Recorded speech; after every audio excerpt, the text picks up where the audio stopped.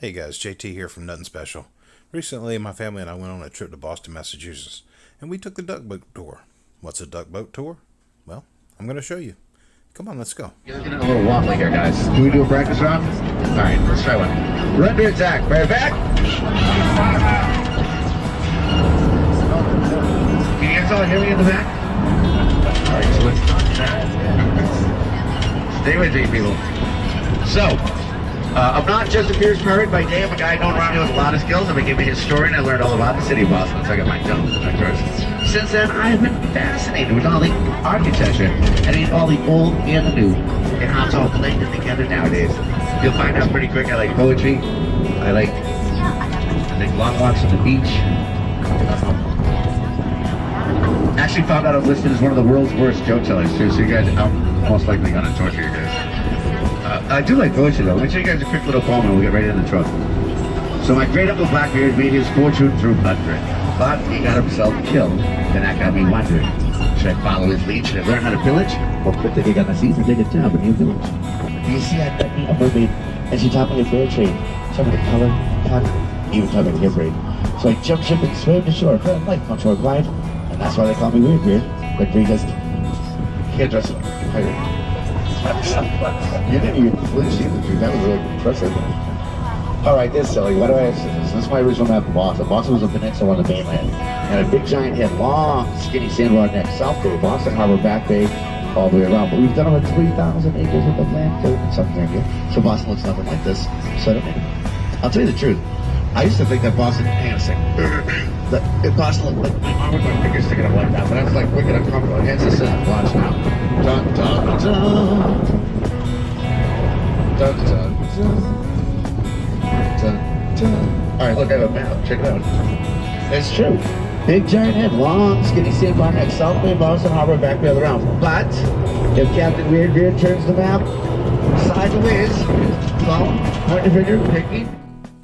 Okay, I stopped the video here for just a moment. If you notice this building in the background with a staircase, if you've ever seen the movie, the 2006 movie called The Departed, it's about a South Boston cop. It starred Leonardo DiCaprio, Jack Nicholson, and Matt Damon. This is the stairway from that movie. Just thought that'd be an interesting fact. Okay, back to the video. Boston Massacre, which is anything but, by the way. 8 British soldiers fighting for a crowd of 300 colonialists. They killed 5, wounded 5. The British were arrested and charged with murder, but acquitted of the crime when it was proven to be an act of self-defense. So the English papers actually wrote that story out as the unfortunate incident on King Street. Nowadays, the old State House is no longer a State House, it's a museum. Go in there for about $3 to learn more about the Boston Massacre, or if you want to do something silly, you can go into the basement of this building, and I guarantee for less than $3, they'll let you hop on a machine where you can travel through time and space. Well, it's because it's a subway stop now. All the subway systems, I say, we're going to call it the subway. You know what they call it? They call it the T. Because it's a wicked long name. It stands for the MBTA, which actually stands for the Massachusetts Transit Bay. No, the MBTA. Massachusetts. Did I say Massachusetts? What am I talking about? Alright, look, it's easier to say T. I think it's the whole point. Speaking of T, you want to see something? Check this out.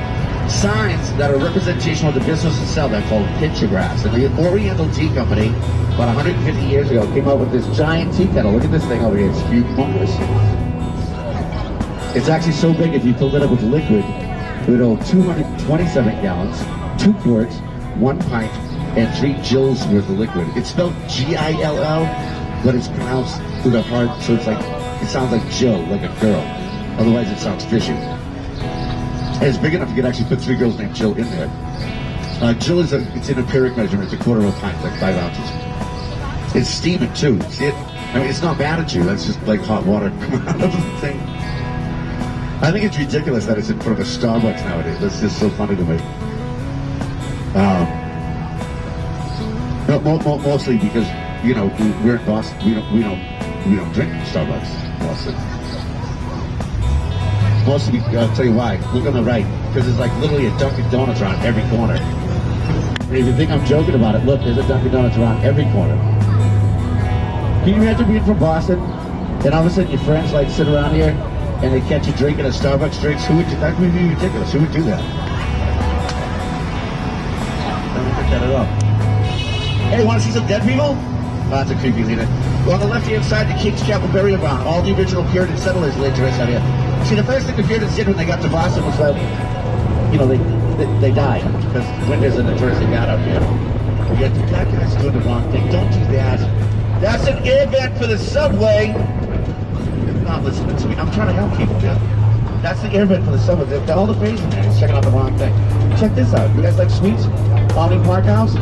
It's the birthplace of our state dessert, Boston cream pie. Also the oldest continually run hotel in the United States. Boston cream pie is delicious. You should get one there, and only there. Nobody does it better than them. All right, on the right-hand side, this is the all-star burial ground of the United States. You have Samuel Adams. On the wall, Robert G. Payne, John Hancock. They also have the Declaration of Independence. They're all buried up there. The 5 victims of the Boston Massacre buried right up here with Sam Adams. You see Sam Adams is right over here. And you guys in the front can't see this, but on the other side of the Cisco truck, there's a bar over here. All kinds of sea life from all over the world. Run by a 100-year-old lady that weighs like 550 pounds. Yeah, I mean, it's a turtle, right? Turtle, the one that swims in the tank. Been in since 1969. This is all leftover dirt from the 8 miles of tunnel system here. This is all man-made land. This was in here 30 years ago. This is a program called EF, Education First, or the Holt International Business School, where the kids all over the world live on the campus. They just built this in the last like 15 years. And they learn how to speak English out there. It's a fantastic program.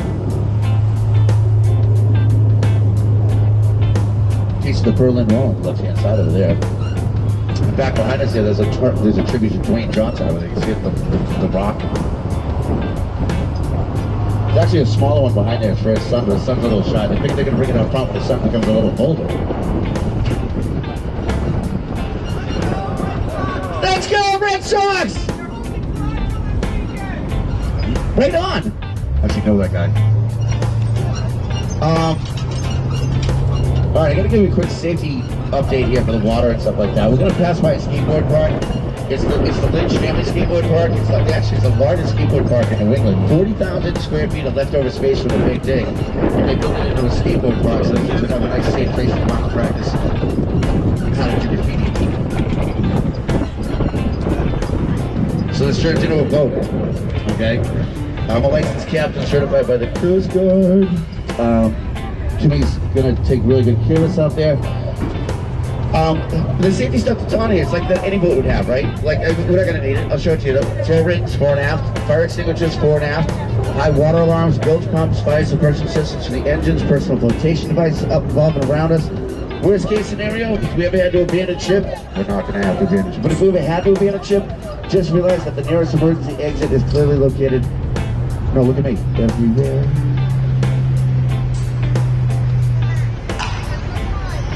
That's this guy's duck tracing. Listen to his quack call. Listen.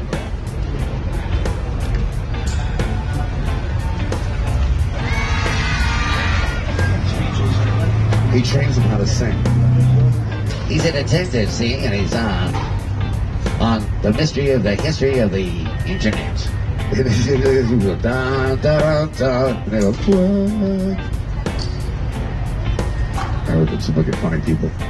That lady that the witch that we saw with the ladies with the pink purple things on their heads, that's my buddy, my cousin Sarah B. Goodrich.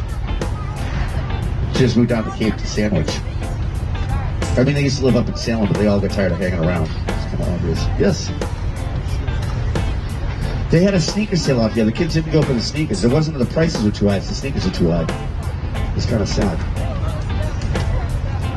They have vans, the sneaker company, and Converse comes out here. They have concerts and cookouts and stuff for the kids all the time. Oh, that kid just landed a really good trick. I'm sorry.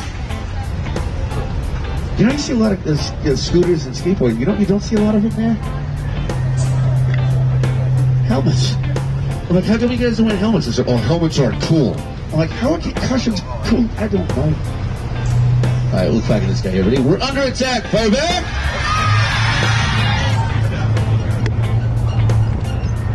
You guys ready to get in the water? This is the best part. Alright. And you do the hands thing, right? Ready? Let's engage the propeller. And back! Here we go. Dun, dun, dun.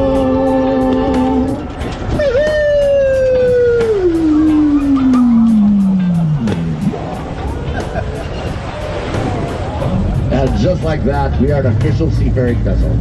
Pro tip.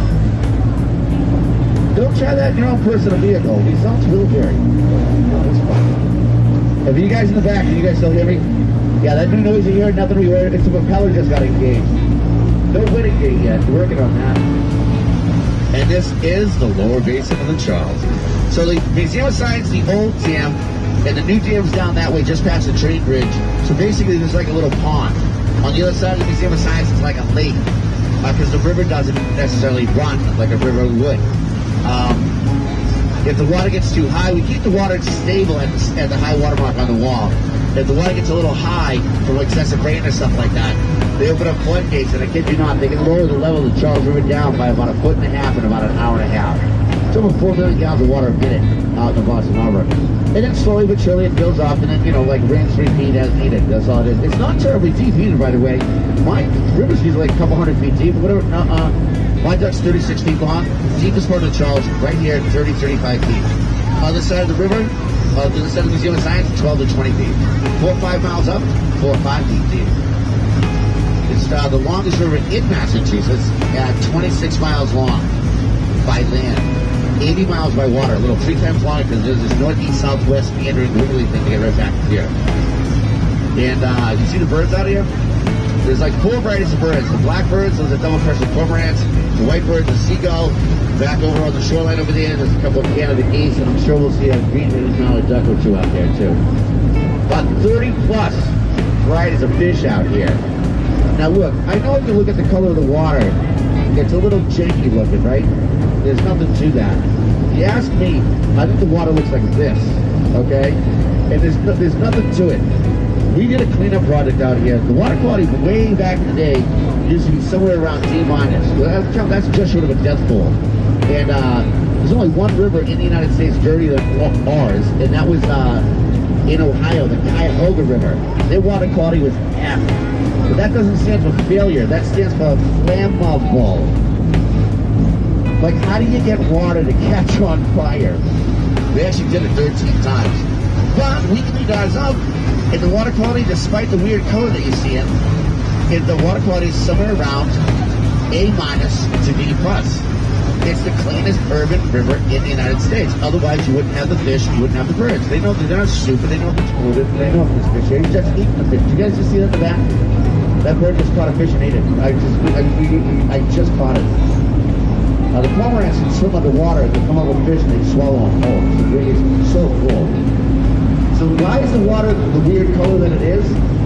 Very easy. The river doesn't run. It's not deep. And when all the leaves from the trees fall into the Charles, they sink and they release their color into the water. Now the scientific term for that is called tannins or tannic acid.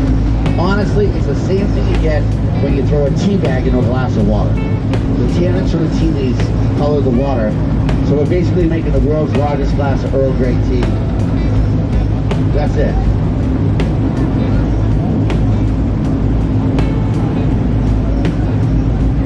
Alright. We're gonna beat the horn? Yeah.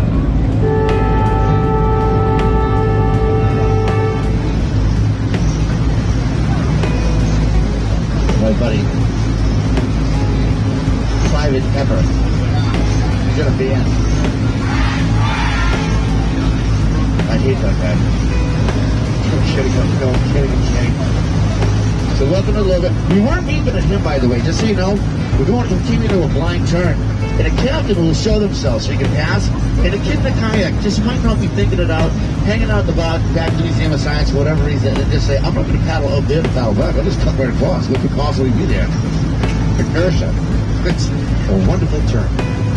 Well, this is one of the most recreationally used rivers in the United States. Why? It's wicked clean, and it's not terribly deep, and the river doesn't run. And so we had just a couple. You guys see up in the heat wave a few days ago?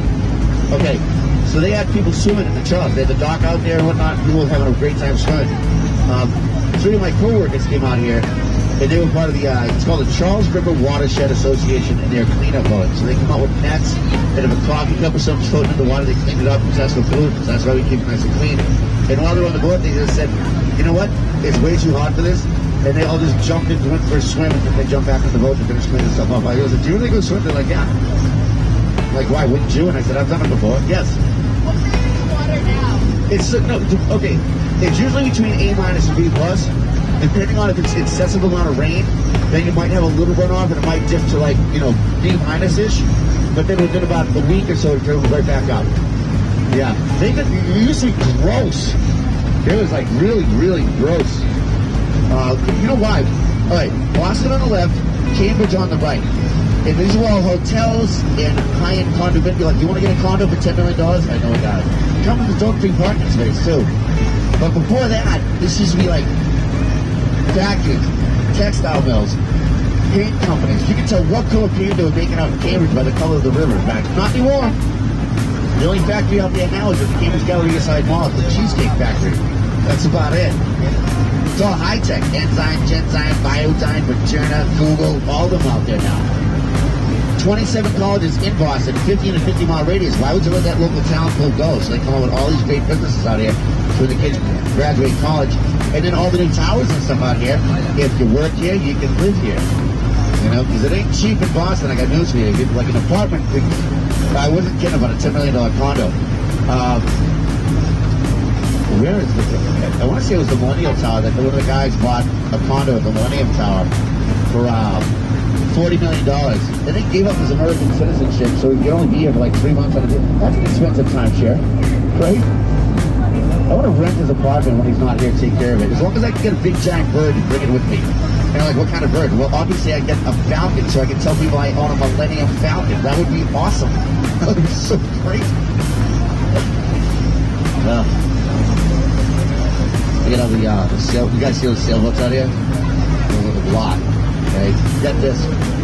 Next week, 4th of July, there will be, and I kid you not, anywhere between 7 to 15,000 private boats out here. And they'll all come into the lock system. They'll come up here. They'll get on the other side. They'll anchor out. And they're here because just on the other side of the bridge to the left-hand side. Now, that's the Longfellow Bridge. Named after Henry Ward Longfellow, the guy that wrote the poem. Most people around here don't call it that, by the way. You see the towers? They call it the Salt and Pepper Bridge because they think towers look like salt and pepper shakers. Is anybody got a salt and pepper shaker that big in their house? Not me. I don't know. Maybe they think it looks like a hip-hop band from the 1990s. There's a joke about that, too, but I don't want to push it. It's really good. So, see the brown dome under the second arch, or the third arch over there? That's a hat shell. That's where Keith Lockhart, the Boston Pop, plays the music. And then way out, there's another bridge way out in the distance. And that's where they have like 8 gigantic barges filled with like the biggest canisters of fireworks you ever saw. And for about 45 minutes to an hour, they blow off fireworks out here at about 10 o'clock at night. Once you're here and you see the fireworks going, you're not going out after 10 o'clock at night. They lock you in here, you're sleeping it off. There's a lot of people might have had a frost here too. And they're like, nope, not in the dark, not after a couple of drinks, not happening. So then that's my favorite day to work is July 5th, because then we come out here and there's like 10,000 boats all trying to leave while we're doing duck tours and stuff. So you should try that. These are our kids out here. They have a sailing program, community boating over here. They teach kids from 10 to 17 how to sail sailboats. You always know who knows how to do what. If you got one sail and it's like wobbling in the wind, probably a rookie. You got 2 sails and you cook it right along, probably know what you're doing. If you tip over sideways and you're swimming, that could go either way. Like even the best of us knock those things over. But they teach the kids how to ride the sailboats right back up and hop right in. You stand on the centerboard, and then you grab the mast rope, you push down with your feet, pull in with the mast rope, and it starts to twist, and as it does, you step over the rail, you're right back in, and as fat as I am, I can do that in 45 seconds. It's not that difficult at all to do it. I'm all set with a canoe. So people overload those things. You know my rule is? 2 in a canoe, that's what you do. 3 or 4, but never any more. 5 or 6 in the family dog, you're going for a swim. And you're not gonna like flip it, dump it out, and go back in. That's not gonna happen. And you're not gonna tuck it under your arm and like doggy paddle it to shore. Just leave it in order the boats to come out and pick it up for you. really good view from up here too. The whole back bay here. Yeah.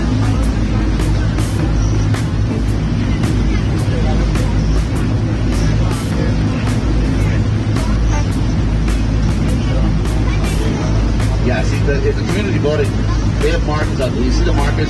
They're trying to corral people because they're not supposed to be this close to the bridge. Like, they have to be on the other side of those markers. Because otherwise, they're way too close to us.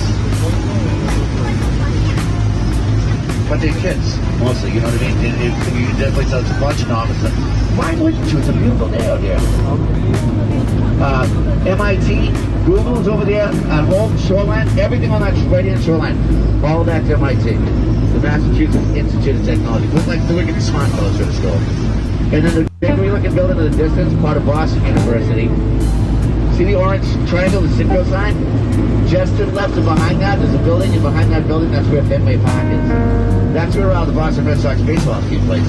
Fenway Park, oldest sporting facility in the United States, all sports. Dig this, I love this. So, Fenway Park has a 37-foot wall and left. Dead center right, longest outfield in Major League Baseball. Right field, pesky pole, shortest outfield in Major League Baseball, all stadiums. So they have the shortest and the longest outfield in Major League Baseball. If you've never been, they do tours too. It's a really good, it's a really cute little ballpark. Since 1912. Opened up 5 days. The first game they played out there, they played what was called the New York Highlanders, who eventually become the New York Yankees. And you figure it would have been a really exciting thing to be talking about. It didn't. It got buried on like page 37 of the newspaper because 5 days before that, the news that finally just came in that there was a shipwreck called the Titanic. And yeah, so that took over all the major pages. See the Viking ships. So that's supposed to be Viking ships on the front of the bridge. I don't know why. We don't know if the Vikings were the first ones in the back bay. They get sold the idea from a Harvard professor and stuff. They might have wanted to have taken this class. He was a chemistry professor. Lee Erickson was definitely the first person out here. It's a cool looking building that's going to have the right hand side too. When I was a little kid, I want you guys to see, it's a big gray granite building with a yellow cupola on the top. When I was a kid, I thought it looked like a fort or a castle or possibly a church or something like that. Not a thing. You get a quick glimpse in between the trees here. See the red brick building? It's going to be the right-hand side of it. So you see some of the great granite coming in. Well, there's a cupola on the top. It's in that one big window in the front. That used to be a jail. The Charles Street Jail. It was in operation from 1850 to 1990. And the prisoners filed a lawsuit claiming that they got it closed. They said there was inhumane conditions for the prisoners. And I'm thinking, like, inhumane conditions, man. Like, what kind of level of gross was this? It wasn't really. The inhumane condition they were complaining about that they won was lack of available sunlight. Like, i.e., not enough windows. And then Jackie was telling me, she goes, well, that leads to a vitamin D deficiency. Not having enough sunlight. And I was like, yeah. Can't they have just got him a glass of milk? So they didn't shut the place down. And then it's that vacant. Now, we've learned from the West End, we don't tear old buildings down and whatnot anymore, right? So it's that vacant. The red brick building next to it bought it, and they converted it into a 4-star hotel. Now, this is the best part. The whole thing got a jail theme. So the gym is called the Yard, where prisoners work out. The name of the hotel, the Liberty. Well, the jail, now it's called Liberty. That's a good one. The restaurant, the Scapo, Italian for escape. There's 2 bars, the Alibi, or you can get a drink at the Clink, or clink the glasses. That works on a couple levels, you ask me. My favorite thing is, it's a good command word. They do not have do not disturb signs. Thing on the doorknob, you know what I mean? You don't know the privacy of the open. They don't have that. They got a big magnet. You're walking down the hallway, you look at somebody's door, and it means solitary. Love that. That's so clever. I'm a big fan of people that have wild imagination, kind of trying to phrase it like, oh, it's a lost guy. No, it's when lazy we're all staring at our phones all the time. I don't call the kids look down generation. I'll give them a pass on that. I'll tell you why. We do it too, right? Don't be a hypocrite. If you're looking at your phone, blah blah blah. Nobody cares if you get to level 7,491 at Candy Crush. You know what I mean? Probably not. I did it this morning. I'm just saying nobody cares. 4 years of my life wasted. I had a kids group here like last month. This is hilarious. a bunch of fifth graders, 12-year-olds, and we call it the booger and fart joke tour, where we cracked the whole time. And there was one kid right in the front, and I looked at his name was Jimmy, or Timmy, son his name weird. He's playing on his phone all the time, and I started getting annoyed. I was like, let it go, it's just a tour, don't you know? He really doesn't care about you. And I just said, I changed it up. And I was, hey, look, they shut up the shoreline with all these rocks. And he jumped up in my face. He goes, wait a minute, you know they call that stuff? And I was like, yeah, buddy. They call it rocks. And he's like, no, it's called rip rap. I was like, all right, hip hop. How would you possibly know that? He goes, I Googled it.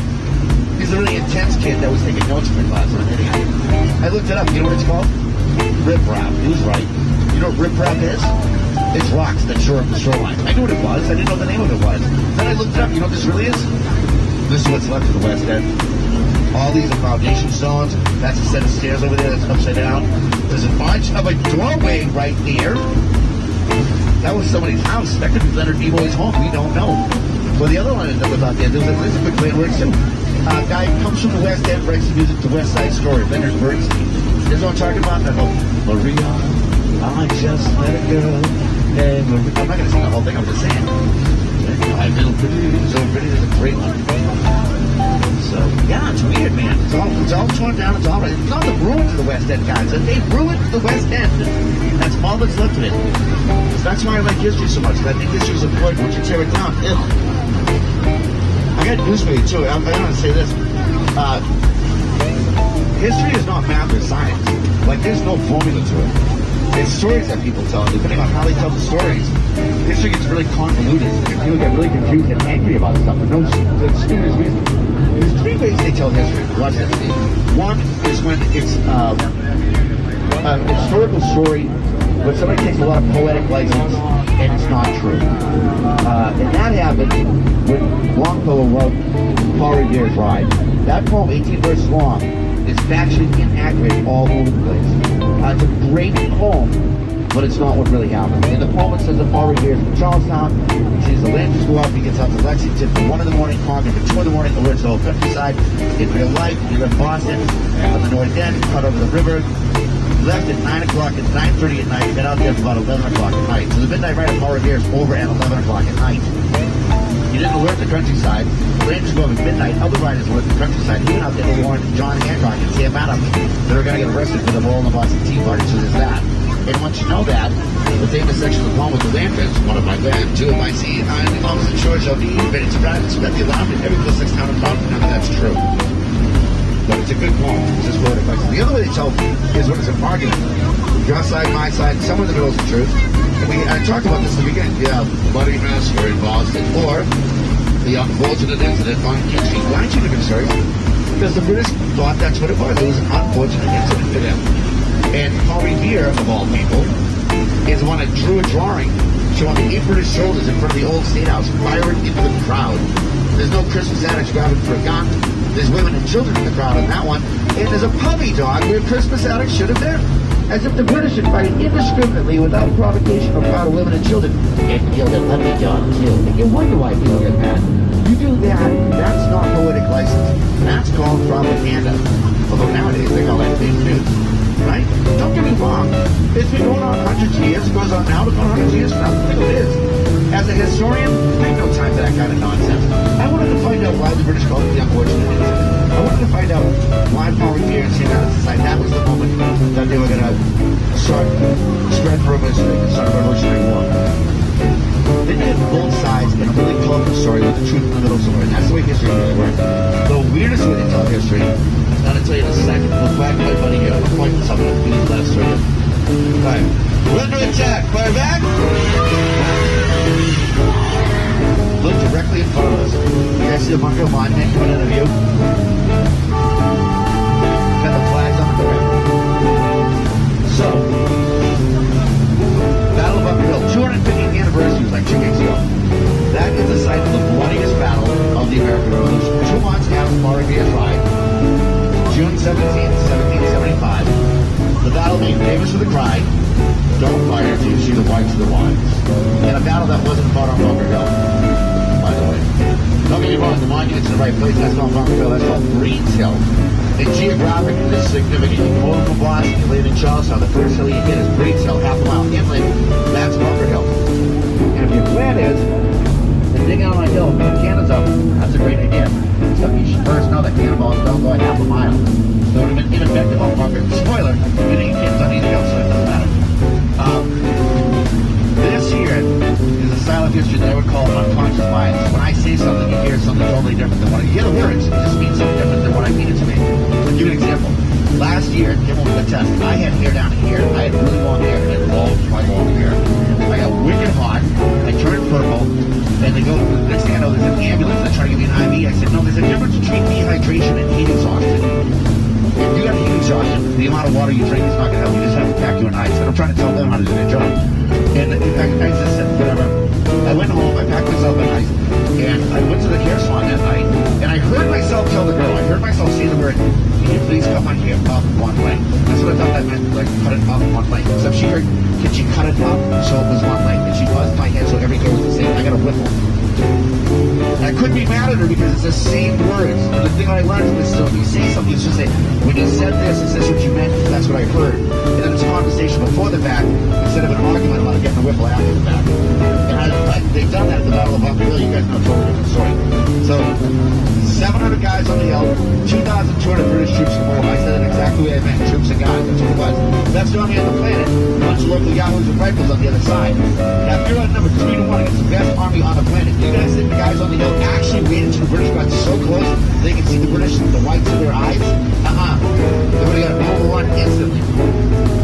No documentation anywhere that was actually ever said. The line that they told them was, when they got the hill, aim low and shoot the well-dressed first. And that's where my unconscious bias came into play. So I'm like, I'm pretty sure the red coats were all well-dressed. Like, they had the red coats, the white X's, they had the brand new guns, they were English, they were hands, we heard some of the dental plan, I don't know. They were referring to the officers, yeah. If you shoot an officer, 2 soldiers got to take the officer off the field of battle, like, immediately. And then it stands to reason. If you're at number 3 to 1, why not use the strategy? You shoot one guy, then 3 guys gotta go. And it would have worked, but we ran out of ammunition right away. So the British got big man, they can't go with them. I'm gonna finish this up in a second. This is my favorite part. Check this out. So the rear tires, the all 4 of them never stop spinning. The front 2 tires don't. And the front does all the work. But when we hit the front of the ramp, logging it out with that, the wheels are hitting it, and the tires are still floating. Front wheel drive. So she just flipped the switch. She gonna make that really weird, inverted angle, straighten out with jagged rocks on both sides, go up to the ramp, touch it down. Watch, that's so smooth. 3, 2, 1. There, you guys are floating in the back, right? Now listen for it, in the middle there, you guys get axle's just hit now. Third axle's just hit now. Now we get pushed out, and we shut the propeller off. This means front wheel drive, nav lights off, headlights on, go back into regular drive. I shut the radio off, and like literally just like that, we're in a Fisher Street legal vehicle. Give it up to Miss Kim. That was a wicked smooth landing. That was awesome. Guys, I really hope you enjoyed the video of the duck boat tours out of Boston, Massachusetts. This tour left out of the Museum of Science. Check it out if you're in Boston. It's a lot of fun. Bye-bye.